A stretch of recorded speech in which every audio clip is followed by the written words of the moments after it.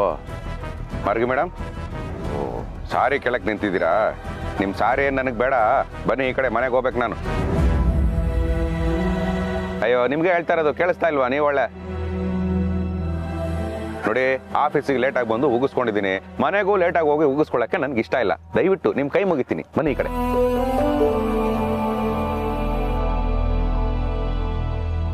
ಅಳ್ತಾ ಇದ್ದೀರಾ ಮೇಡಮ್? ಸಾರಿ ಕೇಳಂಗಿದ್ರೆ ಡೈರೆಕ್ಟಾಗಿ ಕೇಳಿ, ಅದೇ ಕಣ್ಣಲ್ಲೆಲ್ಲ ನೀರು ಹಾಕೊಂಡು ಕೇಳ್ತಾ ಇದ್ದೀರಾ. ನೋಡಿ, ಇನ್ಮೇಲೆ ನಿಮ್ಮ ಸುದ್ದಿಗೆ ನಾನು ಬರೋದಿಲ್ಲ, ನನ್ನ ಪಾಡಿಗೆ ನಾನು ಇದ್ಬಿಡ್ತೀನಿ. ದಯವಿಟ್ಟು ಸೈಡ್ಗೆ ಬನ್ನಿ. ನೀವು ಈ ಥರ ಗಾಡಿಗೆ ಅಂಟ್ಕೊಂಡಿದ್ರೆ ನಾನು ಗಾಡಿ ಹೇಗೆ ತೆಗಿಲಿ? ನೋಡಿ, ನೀವು ಈ ಥರ ಅಳ್ತಾ ಇದ್ರೆ ನೋಡೋ ಜನ ನನ್ನ ಬಗ್ಗೆ ತಪ್ಪಾಗಿ ತಿಳ್ಕೊತಾರ್ರಿ. ಸೈಡ್ಗೆ ಬರ್ರಿ. ಅಲ್ಲ, ಈಗ ನಾನು ಏನು ಹೇಳ್ಬಿಟ್ಟೆ ಅಂತ ಹಂಗೆ ಹೇಳ್ತಾ ಇದ್ರೆ ನಂಗೆ ಅರ್ಥ ಆಗ್ತಲ್ಲ. ನೋಡಿ, ಲೇಟ್ ಆದ್ರೆ ನನಗೆ ಕೋಪ ಬರುತ್ತೆ ಅಷ್ಟೇ. ನಿಮ್ಗೆ ಹೇಳ್ತಾ ಇರೋದು, ಬರ್ರಿ ಈ ಕಡೆ. ಅದೇ ಮತ್ತೆ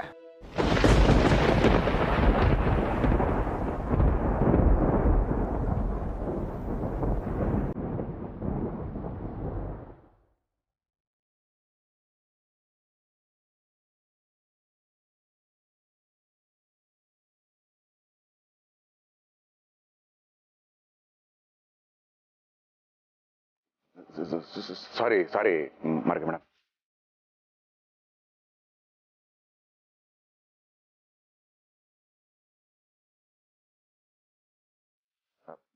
ಮಾರ್ಗಿ ಮೇಡಮ್, ಅಳ್ಬೇಡಿ, ಸಮಾಧಾನ ಮಾಡ್ಕೊಳ್ಳಿ. ನಿಮ್ಮ ಈ ಪ್ರಾಬ್ಲಮ್ ಬಗ್ಗೆ ನನಗೆ ಗೊತ್ತಾಗ್ಲಿಲ್ಲ. ನೀವೇನು ಮುಜುಗರ ಪಟ್ಕೋಬೇಡಿ, ನಾನು ನಿಮ್ಮ ಅಣ್ಣ ಇದ್ದ ಹಾಗೆ. ಅದು ಹಾ, ನಾನು ಮೆಡಿಕಲ್ ಸ್ಟೋರ್ಗೆ ಹೋಗಿ ಬಂದ್ಬಿಡ್ತೀನಿ. ನೀವೇನು ಟೆನ್ಷನ್ ಆಗ್ಬೇಡಿ, ಬಂದ್ಬಿಡ್ತೀನಿ. ನೀವೇನು ಟೆನ್ಷನ್ ಆಗ್ಬೇಡಿ, ಬಂದೆ.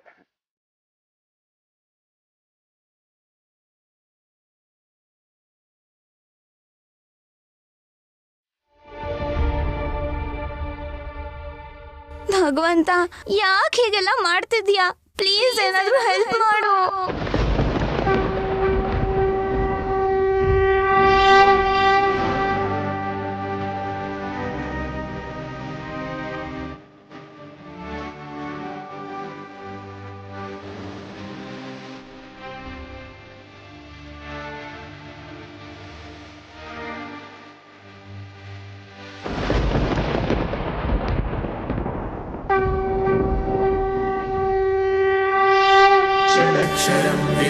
स्तोत्रं यः पठेत् शिवसन्निधौ शिवलोकमवाप्नोति शिवेन सह मोदते।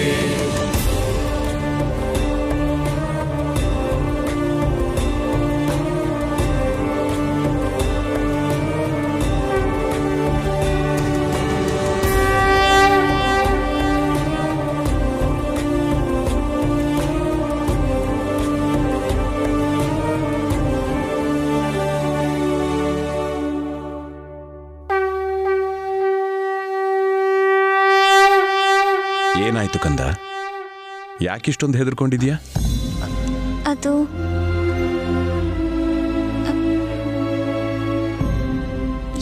ಏನಿಲ್ಲ. ನನ್ನಿಂದೇನಾದ್ರೂ ಸಹಾಯ ಬೇಕಿತ್ತಾ?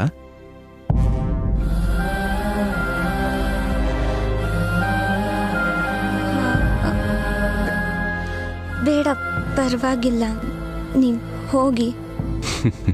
ಆದ್ರೆ ಇಷ್ಟೊತ್ತು ಯಾರಾದ್ರೂ ಸಹಾಯಕ್ಕೆ ಬರ್ಲಿ ಅಂತ ಅನ್ಕೋತಿದ್ದೆ.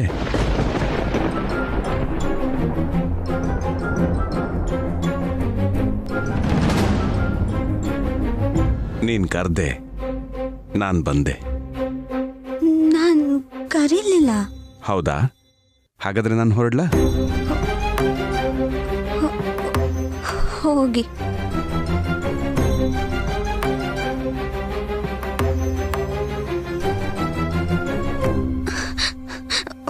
ಅಂಕಲ್,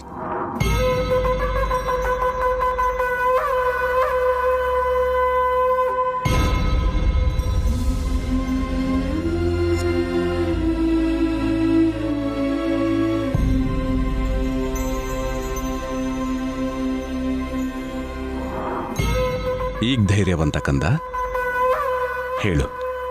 ಅದು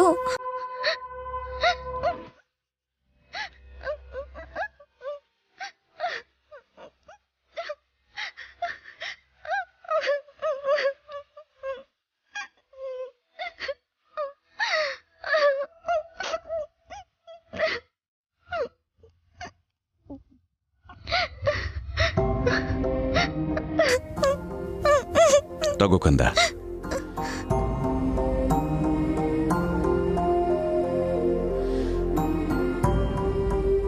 ಇದನ್ನ ಸೊಂಟಕ್ಕೆ ಸುತ್ಕೋ. ನಾನು ಏನು ಹೇಳಲೇ ಇಲ್ಲ. ನಿಮ್ಗೆ ಹೇಗೆ ಗೊತ್ತಾಯ್ತು? ತಂದೆಗೆ ಮಗಳ ಕಷ್ಟ ಹೇಳ್ದೇನೆ ಗೊತ್ತಾಗತ್ತೆ ಕಂದ.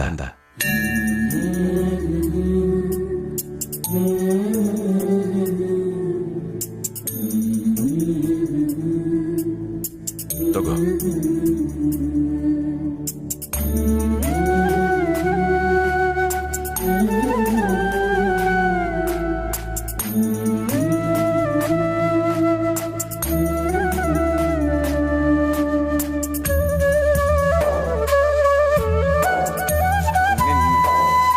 ನೀವೇನು ಗಾಬರಿ ಬಿಡಿ, ನಿಮ್ಮನ್ನ ಮನೆಗೆ ನಾನು ಡ್ರಾಪ್ ಮಾಡ್ತೀನಿ.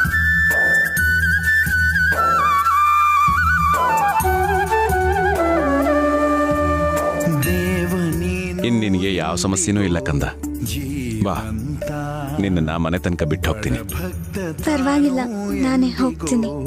ನಿನ್ನ ಸ್ವಂತ ಸೃಷ್ಟಿ ನಿನದಂತೆ, ಸರಿ ಬನ್ನಿ. ನೀನು ನೀನಂತೆ, ಜನುಮಾನೆ ಒಗಟಂತೆ, ಬೇಡಿಸೋನು ನೀನಂತೆ, ಬದುಕಿನರ್ಥ ಹೇಳನಂತ ಕೈಯ ಹಿಡಿಯೋ ಸ್ನೇಹಿತ,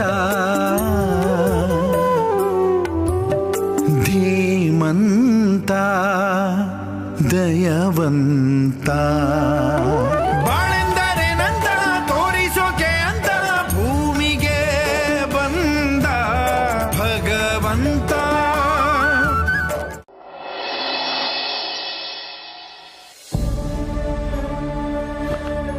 ಅಮ್ಮ ಗಿರಿಜಾ, ಟೆನ್ಷನ್ ಮಾಡ್ಕೋಬೇಡಮ್ಮ, ಬರ್ತಾಳೆ ಬರ್ತಾಳೆ ಪ್ರಣಿ ಬರ್ತಾಳೆ. ಓ ಅಪ್ಪ, ಗಿರಿ ಗಿರಿ ಅಪ್ಪ, ಯಾಕೊಂಥರ ಇದ್ದೀರಾ? ಏನಾಯ್ತು? ರೀ, 3 ದಿನ ಆಯಿತು ಅಂತ ನಾನು ಸರಕ್ಕೆ ಹೋಗಿದ್ದ. ಆ ಟೈಮಲ್ಲಿ ನನ್ನ ಫೋನ್ಗೆ ಯಾವುದೋ ಅನ್ನೋ ನಂಬರಿಂದ ಕಾಲ್ ಬಂದಿದೆ. ವಾಪಸ್ ಬಂದು ಫೋನ್ ಮಾಡಿದ್ರೆ ಯಾವುದೋ ಹೆಂಗ್ಸ್ ಫೋನ್ ಎತ್ತಿ ನಮ್ಮ ಪ್ರಾಣಿಗೆ ರೋಡಲ್ಲಿ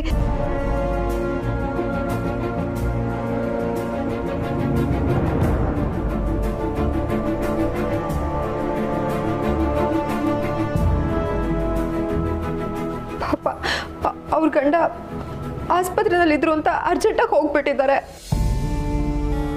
ಈಗ ಅವಳು ಹೇಗಿದ್ದಾಳು? ಅವಳ ಪರಿಸ್ಥಿತಿ ಏನಾಗಿದ್ಯೋ?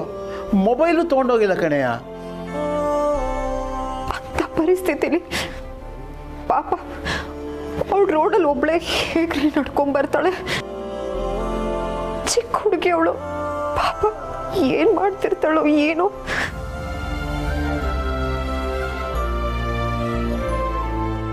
ಅಯ್ಯೋ ಭಗವಂತ, ನನ್ನಿಂದ ಒಂದು ಹೆಣ್ಣಿಗೆ ಸಹಾಯ ಮಾಡಿಸ್ದೆ, ಆದರೆ ನನ್ನ ಮಗಳಿಗೆ ಯಾರೂ ಸಹಾಯ ಮಾಡಿದಾರೆ ಹಾಗೆ ಮಾಡ್ಬಿಟ್ಯಾ. ಈಗ ನಾನು ಅವಳನ್ನ ಎಲ್ಲಿಂದ ಹೋಗಿ ಹುಡುಕ್ಲಿ? ನಿಮ್ಮ ಮಗಳನ್ನ ಹುಡುಕೋ ಅವಶ್ಯಕತೆ ಇಲ್ಲ ಸ್ವಾಮಿ.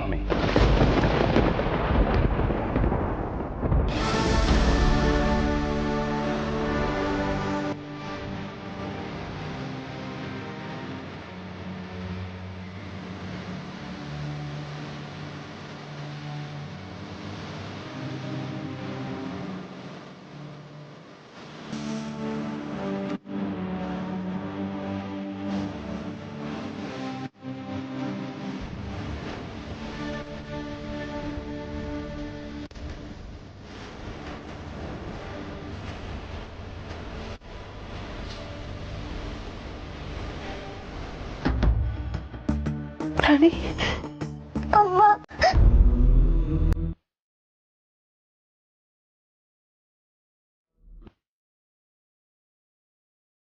ಪ್ರಣಿ, ಕಷ್ಟ, ತುಂಬ ಕಷ್ಟ ಏನಾಗಲಿಲ್ಲಮ್ಮ? ಇಲ್ಲ ಅಪ್ಪ, ಸರಿಯಾದ ಟೈಮ್ಗೆ ಅವ್ರ ದೇವ್ರ ಥರ ಬಂದು ನನ್ನ ಕಾಪಾಡಿದ್ರು. ಇಲ್ಲ ಅಂದಿದ್ರೆ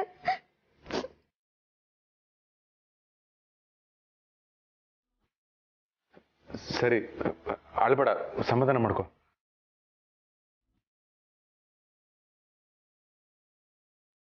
ನಿಮ್ಮಿಂದ ತುಂಬಾ ಉಪಕಾರ ಆಯ್ತು ಸ್ವಾಮಿ.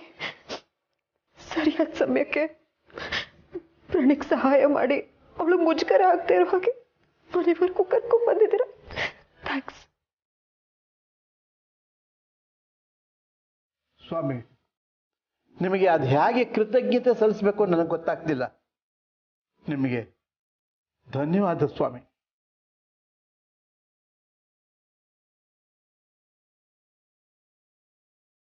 ಅಮ್ಮ ಗಿರಿಜಾ, ಅವಳನ್ನ ಸ್ನಾನ ಮನೆ ಕರ್ಕೊಂಡೋಗಮ್ಮ. ನಾನು ಟವಲ್ ತಗೊಂಬರ್ತೀನಿ. ಸರಿ ಮಾವ.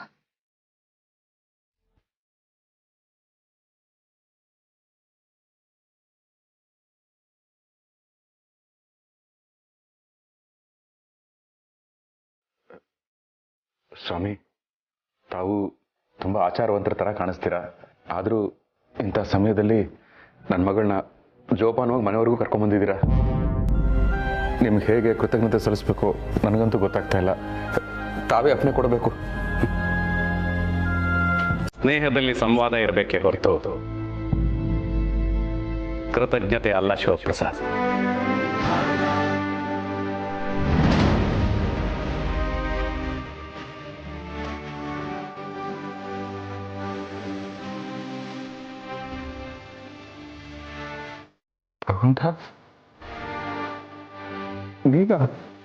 ನನ್ನ ಸ್ನೇಹಿತ ನಾನು ಮಾಡೋ ಕೆಲಸನ ತಾನೇ ಮಾಡ್ದ. ಹಾಗಾಗಿ ಅವನ ಸ್ಥಾನದಲ್ಲಿ ನಾನೇ ನಿಂತು ಅವನ ಮಗಳ ಜವಾಬ್ದಾರಿನ ನಾನೇ ತಗೊಂಡೆ. ಪುಣ್ಯ ಮಾಡಿ ಪುಣ್ಯ ಪಡ್ಕೊಳ್ಳೋದು ಮನೋಧರ್ಮ ಅಲ್ವ ಶಿವಪ್ರಸಾದ್?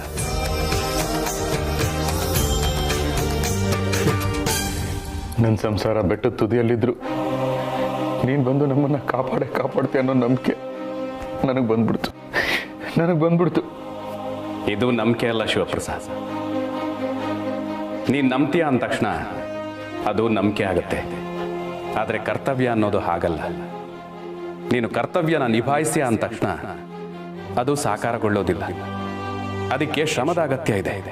ನೀನೊಬ್ಬನೇ ಅಲ್ಲ, ಹೆಣ್ಣಿನ ವಿಚಾರದಲ್ಲಿ ಇಡೀ ಸಮಾಜವೇ ಕರ್ತವ್ಯ ಅಂತ ಭಾವಿಸಿ ಅವಳು ಸುತ್ತ ನಿಲ್ಬೇಕು, ಅವಳಿಗೆ ಜೊತೆಯಾಗಿರ್ಬೇಕು. ಹಾಗೆಂದ ಮಾತ್ರಕ್ಕೆ ಹೆಣ್ಣು ಅಬಲೆ ಅಲ್ಲ. ಆಕೆ ಹೊರಗಿನಿಂದ ಸುಕೋಮಲ. ಅವಳ ಮೇಲೆ ಹೂ ಬಿದ್ದರೂ ನೋವಾಗುವಷ್ಟು ಮೃದು. ಆದರೆ ಒಳಗಿನಿಂದ ಅಷ್ಟೇ ಕಠೋರ, ಅಷ್ಟೇ ಬಲಶಾಲಿ. ಅದಕ್ಕೆ ಸಾಕ್ಷಿಯೇ ಈ ಋತುಚಕ್ರ. ಈ ಸೃಷ್ಟಿಯಲ್ಲಿ ಪ್ರಕೃತಿಯೂ ಹೆಣ್ಣು, ನೋಡಲು ಸುಂದರ ರಮಣೀಯ. ಆದರೆ ಆ ರಮಣೀಯ ರೌದ್ರವೂ ಆಗಬಲ್ಲದು. ಹಾಗೆಯೇ ಹೆಣ್ಣು ಕೂಡ. ಈ ಭೂಮಿಯಲ್ಲಿ ಮಳೆ, ಚಳಿ, ಬಿಸಿಲು, ಈ ಮೂರು ಋತುಗಳು ಒಂದಾದ ಮೇಲೊಂದರಂತೆ ಹೇಗೆ ಚಕ್ರದ ರೀತಿ ತಿರುಗುತ್ತಾ ಇರುತ್ತವೆಯೋ ಹಾಗೆ ಈ ಋತುಚಕ್ರ ಹೆಣ್ಣಿನ ಸುತ್ತ ತಿರುಗ್ತಾ ಇರುತ್ತೆ. ಆದರೆ ಹೆಣ್ಣಿನ ಋತುಚಕ್ರದಲ್ಲಿ ಮೂರೂ ಋತುಗಳು ಒಂದೇ ಸಲ ಬಂದಾಗ ಆಗುವಷ್ಟು ಖುಷಿ, ಅಷ್ಟೇ ಸಂಕಟ, ಅಷ್ಟೇ ದುಃಖ, ಅಷ್ಟೇ ನೋವು, ಎಲ್ಲವೂ ಆಗುತ್ತದೆ. ಇಲ್ಲಿ ಅತಿವೃಷ್ಟಿಯೂ ಇದೆ, ಅನಾವೃಷ್ಟಿಯೂ ಇದೆ. ಹೆಣ್ಣಿನಲ್ಲಿಯೂ ಈ ಜ್ವಾಲಾಮುಖಿ, ಭೂಕಂಪನ ಎಲ್ಲವೂ ಸಹಜ. ಈ ಋತುಚಕ್ರದ ಸಂದರ್ಭದಲ್ಲಿ ಆಕೆಗೆ ಅದು ಅನುಭವವಾಗುತ್ತದೆ. ಅದಕ್ಕೆ ಆಕೆಯನ್ನು ಭೂಮಿಗೆ ಹೋಲಿಸೋದು. ಇಂತಹ ಸಂದರ್ಭದಲ್ಲಿ ಹೆಣ್ಣಿಗೆ ವಿಶ್ರಾಂತಿ ಅಗತ್ಯವಿದೆ. ಅದು ಮಾನಸಿಕ ಹಾಗೂ ದೈಹಿಕ ಪ್ರಕ್ರಿಯೆ ಅಷ್ಟೇ. ವರ್ಷವಿಡೀ ನಿಮ್ಮ ಆರೈಕೆಯಲ್ಲಿ ಜೀವನ ಕಳೆಯುವ ಹೆಣ್ಣಿಗೆ ತಿಂಗಳಲ್ಲಿ 3 ದಿನ ನಿಮ್ಮ ಆರೈಕೆಯ ಅವಶ್ಯಕತೆ ಇದೆ. ಹೊರ ಜಗತ್ತಲ್ಲಿ ದುಡಿಯುವ ಹೆಣ್ಣಿಗೆ ಸಹೋದ್ಯೋಗಿಗಳ ಸಾಂತ್ವನ ಬೇಕಿದೆ. ನಾನು ನಿನಗೆ ಮೊದಲೇ ಹೇಳಿದ್ದೆ ಶಿವಪ್ರಸಾದ್, ಈ ಮುಟ್ಟು ಅನ್ನೋದು ಅಗ್ನಿ ಪರೀಕ್ಷೆ ಇದ್ದಂತೆ. ಆ ಅಗ್ನಿ ಪರೀಕ್ಷೆಯನ್ನು ಎದುರಿಸೋಕೆ ಅರ್ಹತೆ ಇರಬೇಕು. ಆ ಅರ್ಹತೆ ಇರೋದು ಹೆಣ್ಣಿಗೆ ಮಾತ್ರ. ಮುಟ್ಟನ್ನು ಕೆಟ್ಟದೆಂದು ಜರಿಯುವ ಜಗತ್ತು ಹುಟ್ಟಿದ್ದು ಅದೇ ಮುಟ್ಟಿನಿಂದ. ಹಾಗಿದ್ಮೇಲೆ ಮುಟ್ಟು ಕೆಟ್ಟದ್ದು ಹೇಗಾಗುತ್ತೆ? ಮುಟ್ಟನ್ನು ಕೆಟ್ಟದೆಂದರೆ ನಮ್ಮ ಹುಟ್ಟೇ ಕೆಟ್ಟದಲ್ಲವೇ? ಮೈಲಿಗೆ ಅನ್ನೋದು ಮುಟ್ಟಿನಲ್ಲಿಲ್ಲ, ಮೈಲಿಗೆ ಅನ್ನೋ ನಾಲಿಗೆಯಲ್ಲಿದೆ. ಅಸ್ಪೃಶ್ಯ ಅನ್ನೋ ಮನಸ್ಸಿನಲ್ಲಿದೆ. ಮುಟ್ಟು ಅನ್ನೋದು ಗುಟ್ಟಲ್ಲ, ಅದು ಹೊಸ ಹುಟ್ಟು. ಮುಟ್ಟು ಅನ್ನೋದು ಹೊಲಸಲ್ಲ, ಅದು ಪ್ರಕೃತಿಯ ಸೊಗಸು. ಮುಟ್ಟು ಅನ್ನೋದು ಕಲೆಯಲ್ಲ, ಅದು ಹೆಣ್ತನದ ಬೆಲೆ.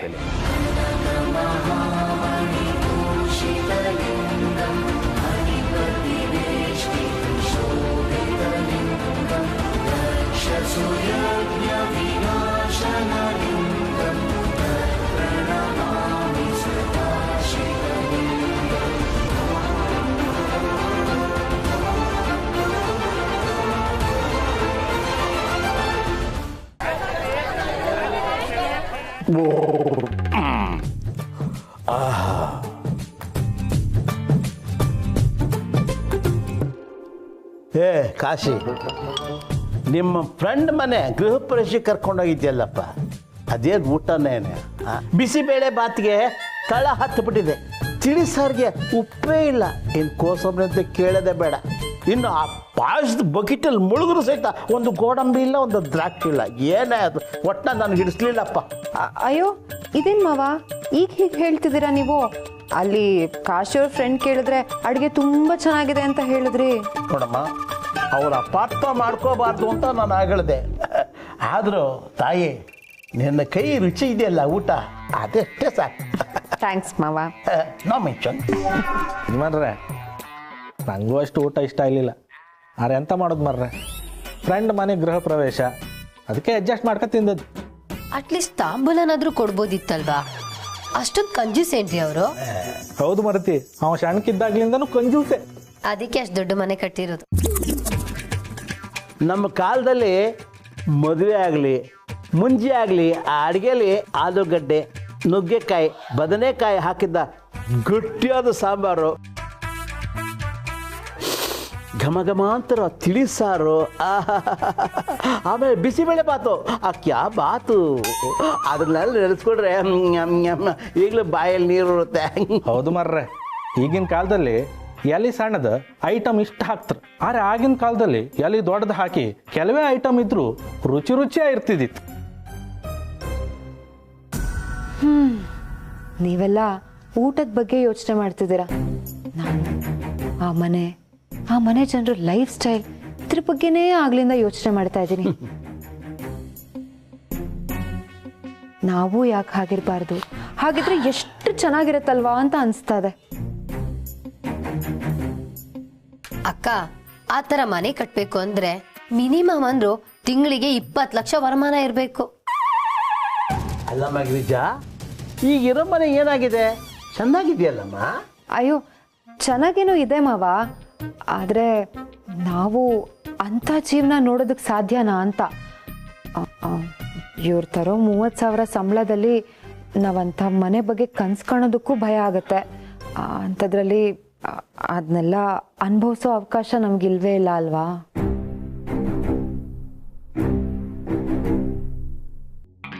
ಅವಕಾಶ ಏನು ನಮ್ಮನ್ನು ಕೇಂಡ್ ಬತ್ತ ಗಿರ್ಜಮ್ಮ. ಈಗ ಕಾಣಿ, ನನ್ನ ಫ್ರೆಂಡ್ ಅವ ಕಬ್ಬನ್ ಪಾರ್ಕ್ ಇದ್ರ ಗರ್ಕೆ ಜ್ಯೂಸ್ ಅಂಗಡಿ ಹಾಕೊಂಡಿದ್ದ. ಕಾಡಿಗೆ ಅದ್ರದ್ದೇ ಒಂದು ಫ್ಯಾಕ್ಟ್ರಿ ಹಾಕದ. ಈಗ ಕಾಣಿ ಎಷ್ಟು ದೊಡ್ಡ ಮನೆ ಕಟ್ಸಿದ. ಲಕ್ ಎಷ್ಟೊತ್ತಿಗೆ ಹ್ಯಾಂಗ್ ಚೇಂಜ್ ಆತಂದೇಳಿ ಹೇಳಕ್ ಬರ್ತಿಲ್ಲ ಮರ್ರೆ. ಎಲ್ಲ ಭಗವಂತನ ಇಚ್ಛೆ. ಅಪ್ಪ ಭಗವಂತ, ನಮಗೂ ಆ ಥರದ ಜೀವನ ಬೇಕು ಅಂತ ಅನಿಸ್ತಿದೆ. ಆದಷ್ಟು ಬೇಗ ನನ್ನ ಆಸೆನ ನೆರವೇರ್ಸಪ್ಪ. ಆಸೆ ಹೊತ್ತಿರುವ ಅಕ್ಕನ ಜೊತೆಗೆ ಒಂದು ಸೆಲ್ಫಿ. ಕೋಪಗೊಂಡಿರುವ ಮಾವನ ಜೊತೆಗೆ ಮತ್ತೊಂದು ಸೆಲ್ಫಿ. ಏನಮ್ಮ ಇದು? ಬೆಳಗಿನಿಂದ ನೋಡ್ತಿದ್ದೀನಿ, ಪ್ರತಿಯೊಂದಕ್ಕೂ ಫೋಟೋ ತಗೊಂಡು ಪೋಸ್ಟ್ ಮಾಡ್ತಿರ್ತೀಯ. ಇದೇನಮ್ಮ ಹೊಸ ಆಟ?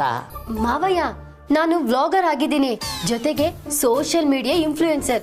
ಕೊಲಾಬ್ರೇಷನ್ ಮಾಡೋದಕ್ಕೆ ಜನ ನನಗೆ DM ಮಾಡ್ತಾರೆ. ನಾನು ಹಾಕೋ ಪೋಸ್ಟು ಫೋಟೋಗೆಲ್ಲ ಲೈಕ್ಸು ಕಮೆಂಟು ಶೇರ್ ಮಾಡ್ತಾರೆ. ನಾನೊಂಥರ ಸೋಷಿಯಲ್ ಮೀಡಿಯಾ ಸ್ಟಾರ್, ಗೊತ್ತಾ? ಈಗಿನ ಕಾಲದ ಜನ್ರೇಷನಲ್ಲಿ ಕೆಲವರು ಮೊಬೈಲ್ನ ಮೇಲೆ ಇಟ್ಕೊಂಡ್ಬಿಡ್ತಾರೆ. ಅಂತ ಮೂತಿನ ಮಾಡ್ಕೊಂಬಿಟ್ಟು ತಮಗೆ ತಾವೇ ಫೋಟೋ ತಗೊಂಡ್ಬಿಟ್ಟು ಪೋಸ್ಟ್ ಮಾಡಿಬಿಟ್ಟು ನಾವೇ ದೊಡ್ಡ ಸ್ಟಾರ್ಗಳಂತ ತಿಳ್ಕೊಂಡ್ಬಿಡ್ತಾರೆ. ಹೌದು ಮರ್ರೆ, ಈಗ ಒಂದು ಹೊಸ ಶಾಲೆ ಶುರು ಮಾಡಿದ್ದಾಳು. ಉಂಡದ್ದು ತಿಂದದ್ದು ನಾರದ್ದು ಎಲ್ಲ ತೆಗೆದು ಸೋಷಿಯಲ್ ಮೀಡಿಯಾಗೆ ಹಾಕೋದು. ಇದರಿಂದ ಎಲ್ಲರ ಮುಂದೆ ತೊಂದರೆ ಆಯ್ಕ ಕಾಣ್ ನಿನಗೆ. ಜಿ ಹಾಗೆಲ್ಲ ಏನೂ ಆಗಲ್ಲ, ನೀವು ಸುಮ್ಮನೆ ಇರಿ.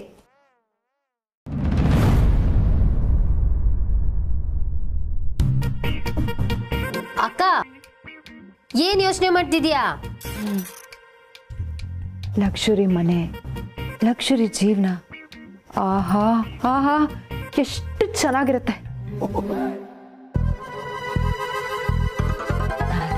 ನನ್ನ ಗಂಡ, ನನ್ನ ಮಕ್ಕಳು, ಮಾವ ಎಲ್ಲರೂ ಅಂತ ಮನೇಲಿದ್ರೆ ಆಹಾ ಆಹಾ ಅದೇ ಸ್ವರ್ಗ. ಸ್ವರ್ಗ ಕಾಣುತ್ತಿರುವ ಅಕ್ಕನ ಜೊತೆಗೆ ಮತ್ತೊಂದು ಸೆಲ್ಫಿ. ಸುಂದರತೆ ಅಲ್ಲ